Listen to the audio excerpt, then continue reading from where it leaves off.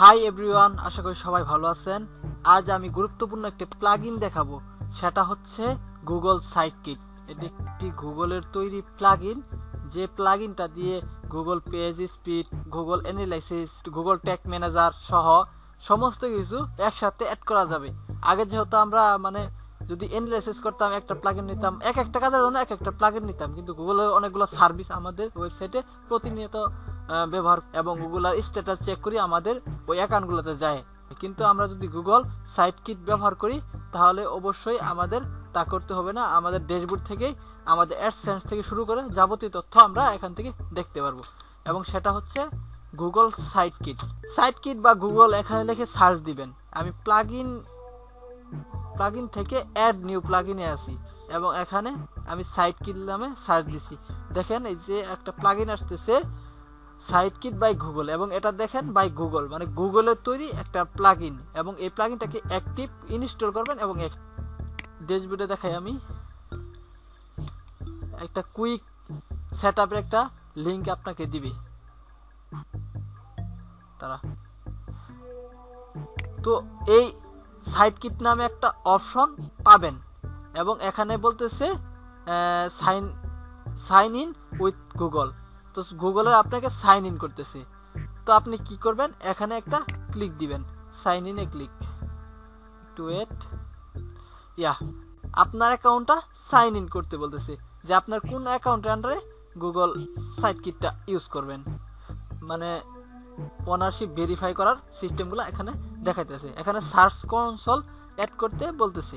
তো আপনি সাইন ইনে ক্লিক দিবেন। তারপরে আমার একটা অ্যাকাউন্ট চুজ করতে বলতেছে, আমি একটা অ্যাকাউন্ট চুজ করে দিলাম। আপনাদের ইমেল দিয়ে আপনাদের একটা অ্যাকাউন্ট সিলেক্ট করে নেবেন। তারপরে একটু নিচে যায় অ্যালাউ, এবং একটা অলরেডি ডান, এবং 2 নম্বর স্টেপটা চলে আসলো, এটাও অ্যালাউ দিবেন। এবং 3 নম্বর গো টু ড্যাশবোর্ড, আপনাদেরকে ভিতরে নিয়ে আসলো সাইটকিটের। দেখেন সাইটকিটের অনেকগুলো ফাংশন আছে, এটা দিয়ে অ্যাডসেন্স অ্যাড করতে পারবেন, পেজ স্পিড। তো আমার অলরেডি সার্চ কনসোল অ্যাড করা হয়ে গেছে। তার মানে আমার এখানে যদি কোনো ব্লগ বা কোনো পোস্ট বা কোনো পেজ যদি তৈরি করি বা থাকে, এগুলো গুগল সার্চ ইঞ্জিনে খুঁজে পাই করার জন্য উপযুক্ত হয়ে গেছে, এবং এগুলা গুগল সার্চিং নিয়ে কাজ করবে। তো এখন আমরা অ্যানালাইসিসটা অ্যাড করব। তো চলেন, তো গুগল অ্যানালাইসিস লিখে সার্চ দেওয়ার পরে আপনি প্রথম লিঙ্কটায় যাবেন, গুগল অ্যানালাইসিস। তো আপনাদের যদি অ্যাকাউন্ট লগ ইন করা না থাকে তাহলে লগ ইন করতে বলবে। আমার যেহেতু লগ ইন করা আছে এবং এটা ডাইরেক্ট চলে গেছে তো ড্যাশবোর্ডে। তো আমার যেহেতু আগে অ্যাড করা লগ ইন করা ছিল, সো এটা এরকমভাবে আসছে। তো আসার পরে আপনারা কিভাবে অ্যাড করবেন সাইটটা, অ্যাডমিনে ক্লিক দিবেন। অ্যাডমিনে ক্লিক দেওয়ার পরে ক্রিয়েট অ্যাকাউন্ট এখানে ক্লিক দিবেন।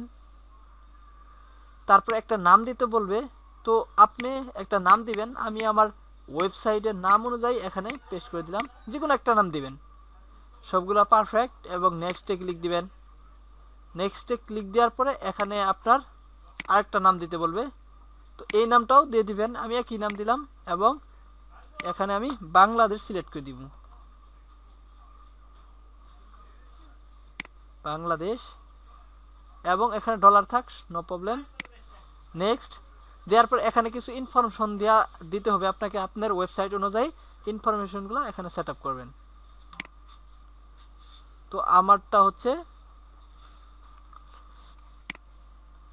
এটা একটা ই কমার্স ওয়েবসাইট, তো আমি এইগুলো না সিলেক্ট করে ই কমার্সটা সিলেক্ট করি, দেখি ই কমার্স আছে কিনা, শিপিংও হতে পারে। তো আমি এখানে শিপিংটাই খুঁজে বের করলাম এবং শিপিং দিলাম। তারপর এখানে স্মল বিজনেস, এমপ্লয়ি কত, স্মল। তারপর এখানে কি কি অ্যাড করতে চান বা কি কি অ্যালাউ দিতে চান, এগুলো সবগুলা অ্যালাউ দিবেন এখানে। তো আমি যেটা অ্যালাউ দিতে আমার যেটা দরকার সেটাই আমি অ্যালাউ দিতেছি। ওকে, এবং ক্রিয়েট দেওয়ার পরে দেখতেছেন এইভাবে আসতেছে। আপনাকে এটাকে কনফার্ম করতে হবে, ওদের টার্মস অ্যান্ড পলিসি। তো এটাকে আমি বাংলাদেশ সিলেক্ট করে নিই, বাংলাদেশ, অ্যালাউ, এবং নিচের দাও এটাও অ্যালাউ, অ্যাকসেপ্ট করলাম ওদের টার্মস অ্যান্ড কন্ডিশন। তো অ্যাকসেপ্ট করার পরে দেখতেছেন তারপরে দ্বিতীয় স্টেপ আইতেছে যে আপনার এটা কি। আমার অবশ্যই এটা ওয়েবসাইট, তো আমি ওয়েবসাইটে ক্লিক দিলাম এবং ওয়েবসাইটের লিঙ্কটা দিতে বলতেছি, ইউআরএলটা। তো আমি ওয়েবসাইটের একটা ইউআরএল ওখানে বসিয়ে দেই, মানে ওয়েবসাইটের ঠিকানাটা, ডোমেনের ঠিকানাটি এই জায়গায়। যদি আপনাদের এসএসএল না থাকে তাহলে এসএসএল সারাটা দিবেন। অবশ্যই আমার এসএসএল আছে, এর জন্য আমি এসএসএল আলাদা দিলাম এবং এটার নাম হবে ফেরিওয়ালা। ওকে, তারপরে ওয়েবসাইটের নাম দিতে বলতেছে, যে কোনো একটা নাম দিবেন। তো আমি নাম দেওয়ার পরে সমস্ত কিছু ডান। তো আমি এখানে ক্রিয়েট দিলাম। ক্রিয়েট দেওয়ার পরে দেখতেছেন এরকম ভাবে আসলো এবং আমার সমস্ত কাজ শেষ। এখন যদি আমি অ্যানালাইসিসে ক্লিক দেই এবং এটাকে অ্যাড করতে ট্রাই করি, তো আপনার অ্যাকাউন্টটাকে কনফার্ম করতে হবে কোন মেইলটা। ওকে, ডান। তারপরে এখানে আবার অ্যালাউ দিতে হবে। এখানে চিন্তা করার কিছু নাই, সবকিছু গুগলে নিতেছে। তো অ্যালাউ করার পরে আমি অলরেডি করে একটা এই ক্রিয়েট করে রাখছিলাম, অ্যানালাইসিস অ্যাকাউন্ট ক্রিয়েট করে রাখছিলাম ফেরিওয়ালা দিয়ে, এবং এটাকে সার্চ দিয়ে খুঁজে বাই করতেছে এই অ্যাকাউন্টের আন্ডারে এই নামে কোনো ইউজার অ্যাকাউন্ট তথ্য দেওয়া আছে কিনা। Just waiting. তো এরকম ভাবে আসার পরে দেখতেছেন এখানে অ্যাকাউন্ট সিলেক্ট করতে বলতেছে, আমার অনেকগুলো অ্যাকাউন্ট। সো আমি এটা সিলেক্ট করে দিলাম। আমার যে ওয়েবসাইটে যে অ্যাকাউন্টটা আমি এখানে তৈরি করলাম, তারপর এটা যা আছে তাই থাকবো। এবং তো আবারও কিছু পারমিশন চাবে, এখানে আবার ক্লিক দিবেন, আবার অ্যাকাউন্টটাকে অ্যালাউ করতে বলবে। লোডিং। দেখতেছেন অলরেডি আমার দুইটা ডান, সার্চ কনসোলও অ্যাড করা আছে এবং অ্যানালাইসিসও অ্যাড করা আছে। তো এখানে আমি অ্যাডসেন্স অবশ্যই অ্যাড করবো না, কারণ আমার অ্যাডসেন্স নাই এবং এটা একটা ই কমার্স ওয়েবসাইট, তো এখানে অ্যাডসেন্স হবে না। আর এটা দেখতেছেন পেজ স্পিড। তো পেজ স্পিডটা যদি এটা অ্যাড করতে চান, জাস্ট এটা এখানে ক্লিক দিবেন।